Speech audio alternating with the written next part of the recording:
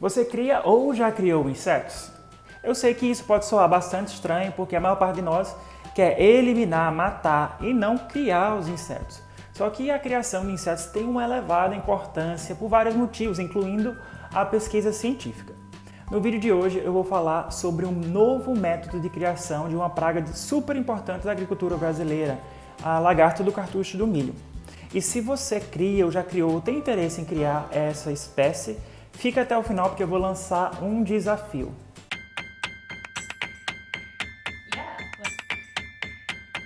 E antes da gente partir para o que realmente interessa, você já sabe, né? Curte esse vídeo, compartilha com seus amigos e se inscreve no canal para ficar atualizado com as novidades e curiosidades entomológicas que eu estou trazendo toda semana para vocês. Do it! Just do it! A lagarta do cartucho do milho é uma das principais pragas da agricultura nacional. Ela ataca, como o próprio nome já diz, o milho, mas também o algodão, soja, milheto, sorgo, arroz e várias outras culturas que são importantes para a gente. Cientificamente, essa espécie é conhecida como Spodoptera frugiperda. Trata-se de uma espécie pertencente à ordem Lepidoptera e família Noctuidae, ou seja, os insetos pertencem ao mesmo grupo das mariposas e borboletas. No caso dos adultos, as fêmeas possuem coloração marrom acinzentada com asas bem uniformes, enquanto os machos igualmente possuem uma coloração meio marrom acinzentada, mas talvez ali com alguns tons de laranja ou talvez um creme mais claro. Então eles têm, no caso dos machos, uma coloração um pouco mais rajada, não tão uniforme como as fêmeas. É assim que a gente separa machos e fêmeas. Os insetos adultos não causam nenhum tipo de prejuízo para as plantas, porque eles têm um aparelho bucal diferenciado, do tipo sugador maxilar, que é adaptado para se alimentar de fluidos, ou seja, néctar, sucos de frutas e outros tipos de líquidos, ou seja, não vai destruir o tecido foliar, não vai destruir a planta como um todo. Já as larvas, essas sim causam muitos prejuízos desde o primeiro insta, ou seja, desde que elas eclodem lá do ovo, porque elas vão começar raspando as folhas, daí elas vão migrar para a parte mais central lá da planta, no caso do milho, e se alimentar lá da região que a gente chama de cartucho, aquela parte bem central, destruindo o cartucho, enfim, destruindo a planta como um todo. Então é uma praga bastante severa, precisa ser controlada. Mas, chefe, se essa é uma praga tão séria, tão importante para a nossa agricultura, por que as pessoas vão querer criá-la? Eu vou explicar agora. Por vários motivos, mas talvez o principal deles seja a pesquisa científica. Nós, pesquisadores, cientistas, entomologistas, precisamos o tempo todo de insetos de idade conhecida, condição fisiológica conhecida, dieta conhecida, para poder realizar experimentos que são de biologia, ecologia, comportamento. Normalmente esses experimentos eles exigem que os insetos sejam criados em determinadas condições e que o cientista saiba exatamente em quais condições eles foram criados. Então a gente não pode ir simplesmente no campo e coletar insetos para fazer esses experimentos, pelo menos não na maioria das vezes. Então a gente precisa criar eles em laboratório e para estabelecer essa criação nós precisamos de técnicas apropriadas, de métodos de criação. Esses métodos vão incluir a dieta que é utilizada para alimentar os insetos, os recipientes que são necessários para que eles cresçam e se desenvolvam normalmente, as condições de temperatura, umidade, luminosidade, tudo isso é levado em consideração durante a criação desses protocolos, desses métodos de criação. No caso específico de Spodoptera frugiperda, ou seja, a lagarta do cartucho do milho, a espécie que eu falei desde o começo, que é o tema central do nosso vídeo de hoje, já existem muitas dietas, muitos protocolos de criação para essa espécie. Desde a década de 70, talvez até antes da década de 60, já foi desenvolvida dieta, métodos de criação, containers, condições ambientais, temperatura, fotoperíodo, umidade, tudo isso já está bem estabelecido.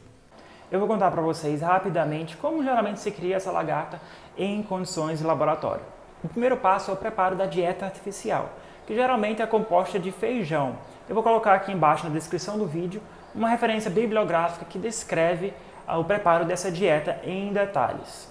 Depois que a dieta já está preparada, ela é oferecida para as lagartas de Spodoptera de forma individualizada, ou seja, essa dieta é oferecida para as lagartas em pequenos containers contendo apenas um indivíduo, ou seja, uma lagarta por container.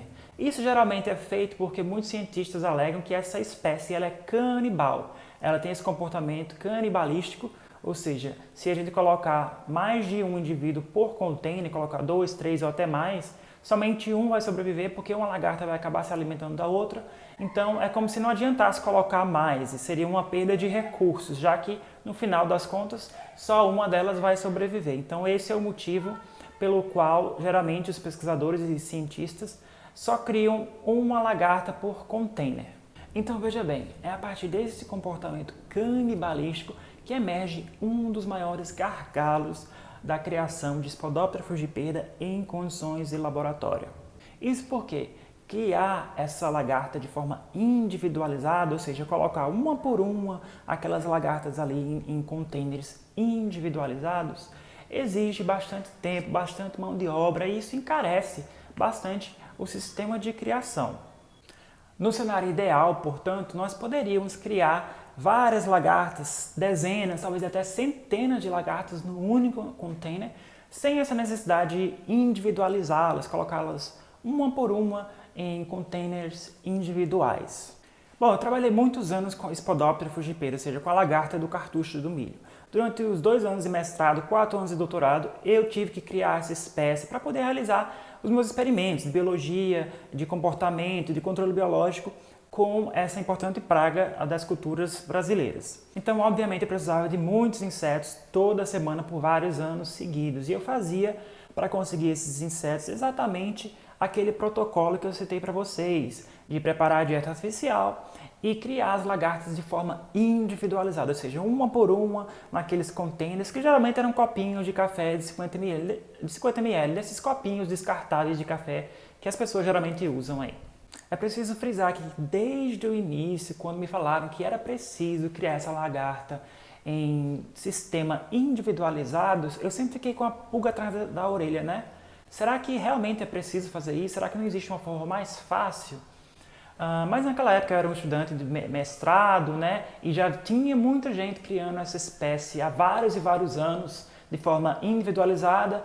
E é aquela história, você sempre pensa, mas se já estão fazendo isso há tanto tempo, né? Devem ter testado outras coisas e não deu certo.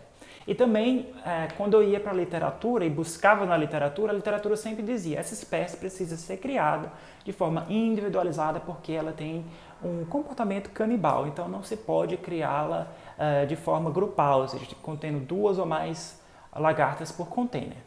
Então, durante todos os meus 2 anos de mestrado, eu criei essa lagarta normalmente, de jeito que a literatura mandava, de forma individual, tendo todo aquele trabalho.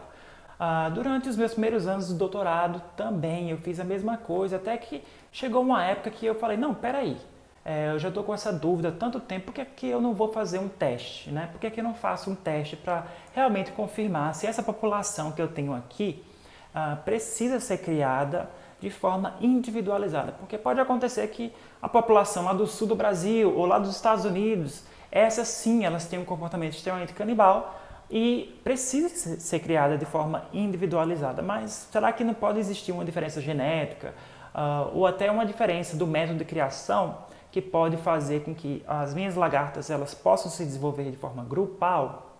Então eu decidi finalmente seguir a minha intuição de pesquisador e escutar aquela pergunta que estava lá desde o meu comecinho lá do mestrado, me dizendo, né? Mas se você fizer um teste, se você conseguir criar essa espécie de forma grupal, vai te economizar tanto tempo, tantos recursos aí para o laboratório, então por que não testar?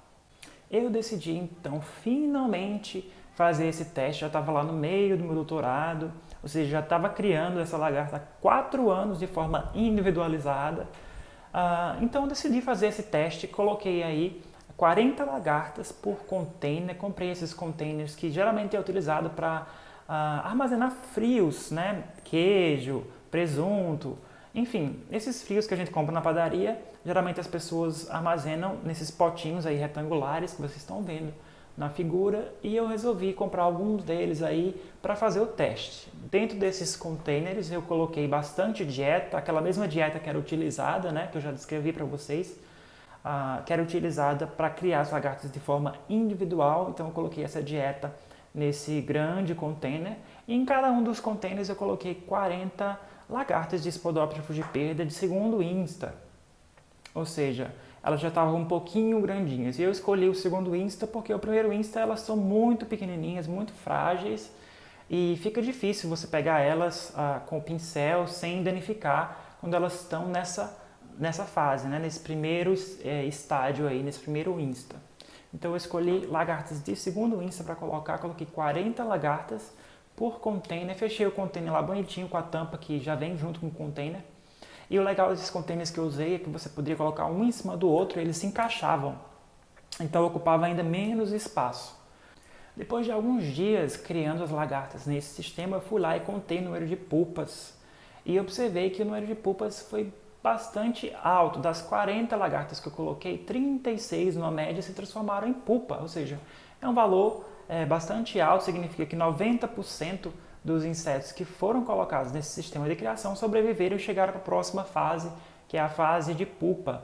Mas, Sherry, teve 10% ainda de insetos que não sobreviveram, ou seja, que morreram durante o desenvolvimento. Ou seja, essa sua metodologia teve uma mortalidade de 10%. Isso não é alto? Não, na verdade 10% é considerado uma taxa de mortalidade aceitável quando a gente está criando insetos de forma artificial, usando essas dietas. A gente sempre espera que uma certa quantidade dos insetos que foram colocados ali vai morrer, né? Porque pode acontecer infecção por fungos, pode acontecer competição pela dieta, pode acontecer ferimentos dos indivíduos brigarem com os outros e pode acontecer simplesmente os insetos não se adaptarem àquela dieta, não se alimentarem dela e virem a morrer. Então, 90% de sobrevivência é uma taxa considerada relativamente alta. Então, a gente considera que essa metodologia, em termos de sobrevivência da lagarta, foi uma metodologia de sucesso. Contudo, ficou faltando a gente saber se o novo método de criação estava afetando a capacidade reprodutiva das fêmeas, ou seja, a capacidade que esses indivíduos têm de colocar ovos. Nessa pergunta, então, eu coletei algumas fêmeas criadas nesse sistema de criação grupal, ou seja, onde as lagartas foram colocadas em número de 40 por container, e eu individualizei essas fêmeas em gaiolas de criação e depois contei quantos ovos essas fêmeas colocaram. E o que eu constatei foi que essas fêmeas colocaram uma média de 1.832 ovos durante toda a sua vida adulta. Esses dados são bastante semelhantes ao número de ovos que a literatura reporta para essa espécie quando ela é criada de forma individual, que, como vocês podem ver nesse trabalho aí que está sendo citado, foi de 1.874 ovos em média, utilizando inclusive a mesmíssima dieta artificial que nós utilizamos, modificando apenas a forma de criação, que no nosso caso foi grupal e no caso dos estudos relatados na literatura foi uma forma individualizada. Basicamente, esses resultados apontam que a tecnologia, o método de criação que nós descrevemos aqui de forma grupal, ou seja, que é mais fácil, mais eficiente, mais barato, ele produz insetos de qualidade e que sobrevivem de forma muito semelhante àqueles insetos que já são produzidos com a metodologia anterior, que é a metodologia que demanda mais tempo, mais trabalho, porque os insetos são criados de forma individual.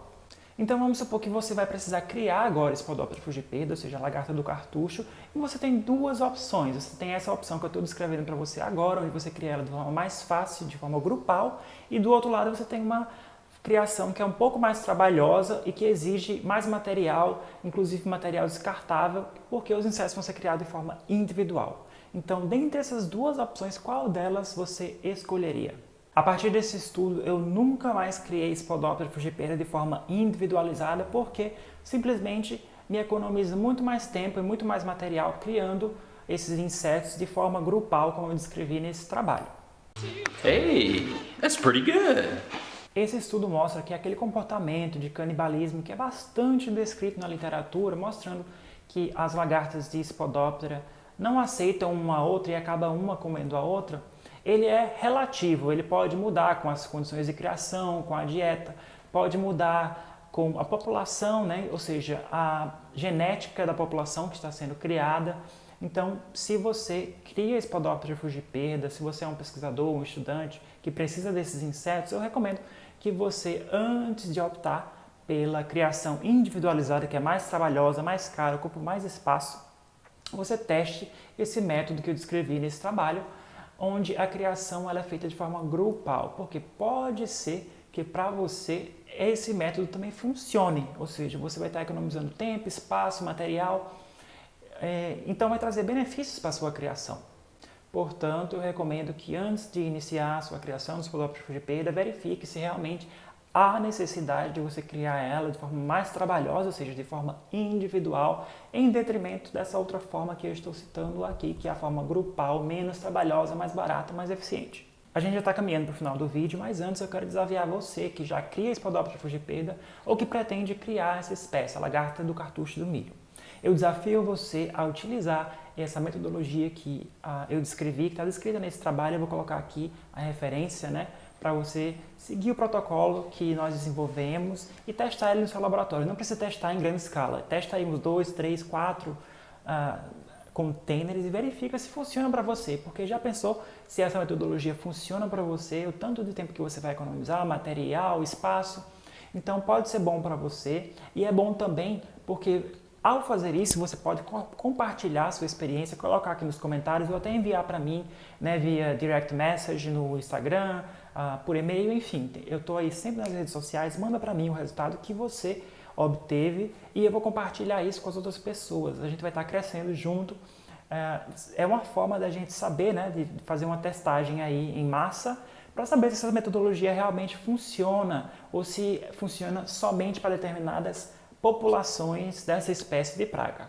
Então, mais uma vez, eu desafio você a testar essa metodologia no seu laboratório, a criar Spodoptera frugipeda dessa forma grupal e contar para mim os resultados. Lembra de seguir o protocolo do jeito que está lá nesse trabalho, né, que está aqui na descrição do vídeo, para que não haja diferenças metodológicas, né? Lembra de seguir sempre a mesma metodologia que está descrita lá, para que a gente possa comparar os dados em diferentes regiões do Brasil, certo? Vou aguardar você compartilhar os seus resultados aqui comigo.